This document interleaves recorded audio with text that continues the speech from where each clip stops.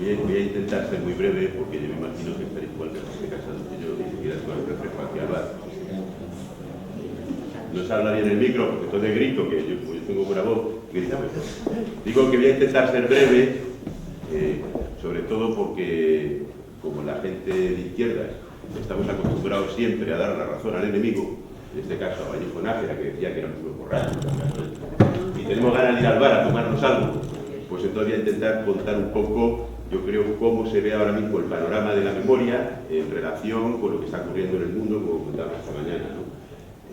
Todos sabéis que en los últimos años el movimiento memorialista ha avanzado muchísimo, no todo lo que debería, si hay que avanzar 10 kilómetros, lo que ha avanzado son unos centímetros, pero ya por lo menos se le ha visto en muchos sitios. Creo que, aunque las instituciones no han hecho lo que nosotros pensamos que debían de hacer, sí que han tenido que poner ficha de una forma o de otra, porque es un escándalo lo que está ocurriendo en este país. Hay que tener en cuenta que estamos hablando del segundo país del mundo con más desaparecidos que existe. El primero es Camboya, el segundo es España.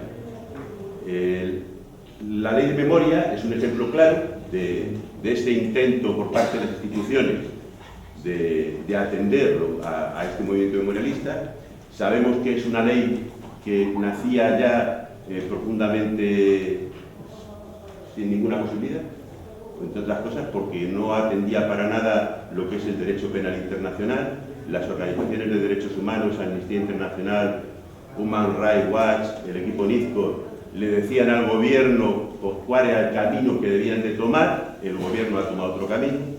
Sabemos que recientemente el Comité de Derechos Humanos de Naciones Unidas ha vuelto a requerir al gobierno español que anule, por ejemplo, la ley de Amnistía 77 por considerarse una ley de punto final. Eso hay mucho debate, hay que entender que esa ley de amnistía la requería la izquierda, había muchos presos en la cárcel, pero también hay que entender que esa ley, de alguna forma, también los fascistas se daban la impunidad a sí mismos con esa ley. Entonces, ahora mismo, que son las propias Naciones Unidas las que están requiriendo al gobierno español que la anule, pues sigue sin atender a todo esto que está pidiendo y, por supuesto, de que los jueces españoles pues hagan lo que tiene que hacer cualquier juez en un país democrático, investigar los crímenes de lesa humanidad que cometió el franquismo y que se levante la cosa por los jueces. Si hay vivo algún fascista todavía, aunque tenga 90 años, como tenía Pinochet, que se le procese, si efectivamente fue un criminal. Y sobre todo una cosa de la que no está hablando, porque está hablando mucho en este país de impunidad. Está hablando de impunidad, y cuando estamos en impunidad es el falangista que mató, el general que asesinó, etcétera. Pero, sin embargo, no se está hablando de la impunidad de aquellos que financiaron el golpe de Estado. No se está hablando para nada de la banca, no se está hablando para nada de las grandes empresas, no se está hablando para nada de la banca británica, la norteamericana, etcétera, etcétera, porque no solamente fueron las potencias fascistas los que ayudaron a ese golpe de Estado. Y eso no se está haciendo, sobre todo, yo creo que la memoria histórica aquí no avanza, porque esta impunidad incluso alcanza a la propia familia real y a todos estos elementos. Porque estos elementos son, en definitiva, los que han ocasionado esta crisis y son los que vuelven otra vez a ponernos el pie sobre el cuello a los trabajadores y trabajadoras de este país y son los que estarían en un momento determinado, si nosotros nos rebelamos, como hemos contado esta mañana, a volver a utilizar la fuerza contra nosotros para reprimirnos. No sé si habéis leído esta mañana en El Mundo un artículo sobre Marcelino Camacho y otros elementos, llegando a decir ya que incluso a los comunistas pues deberíamos de ser ilegalizados totalmente porque somos los mayores enemigos de la democracia, de la humanidad, no sé cuántas cosas más. Yo estoy convencido de que si los comunistas no hubieran luchado durante el siglo XX contra el capitalismo, la mayor parte de muchos derechos que disfrutamos y que ahora estamos perdiendo como consecuencia precisamente de que estamos más débiles que nunca, no los hubiéramos tenido. No hubiera sido posible que hubiera habido libertad si aquí no hubieran comunistas dispuestos a dar su sangre por defender la libertad y la justicia social. Y eso hay...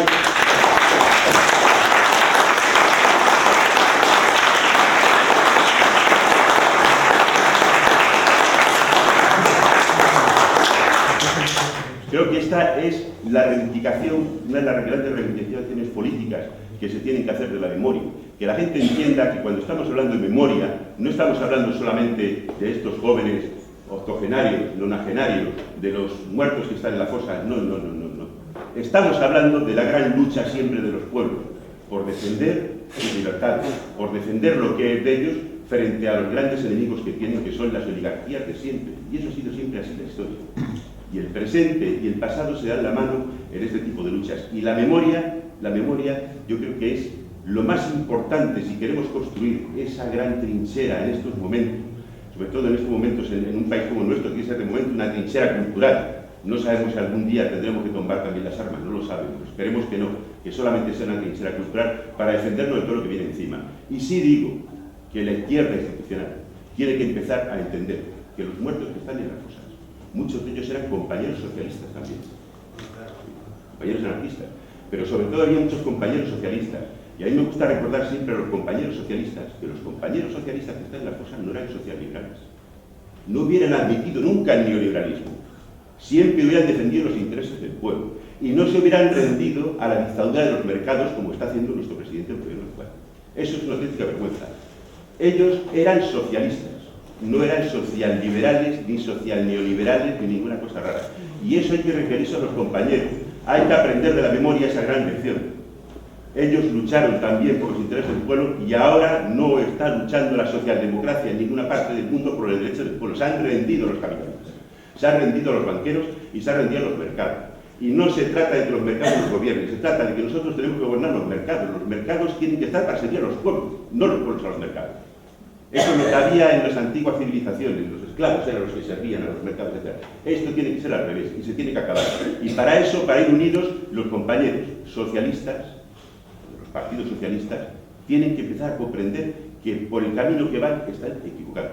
Y si siguen así, se van a encontrar con que la situación de este pueblo y de otros pueblos, de otros pueblos del mundo, va a ser tan precaria en cuestiones sociales y económicas que nos vamos a tener que lanzar a la calle. Y si nos lanzamos a la calle, ellos volverán a utilizar el ejército, con lo cual, en vez de ser defensores del pueblo, se van a transformar en cómplices del nuevo fascismo que nos viene. Esa es la gran lección que hemos aprendido algunos de la memoria histórica, que son lo mismo, que la lucha es la misma, y que si no estamos atentos, y si los compañeros que se reivindican como de izquierdas siguen actuando como están actuando y no son firmes en su pensamiento y en su acción, al final nos veremos abocados a lo mismo. Y no me gustaría que los comunistas otra vez tuviéramos que morir a centenares defendiendo la causa de la libertad y la justicia social. ¡Viva los camaradas y los compañeros que lucharon por defender la Segunda República, que lucharon contra el fascismo en todos los frentes y que nos están dando una lección hoy, aquí, de lucha y de humildad que yo creo que debemos aprender? Y sobre todo aquellos compañeros que están en instituciones que tienen más capacidad de poder incidir que nosotros, que normalmente no tenemos esa posibilidad de estar ahí y hacer leyes, hacer decretos, etc. Muchas gracias a todos por atenderme y a seguir luchando, que es lo importante.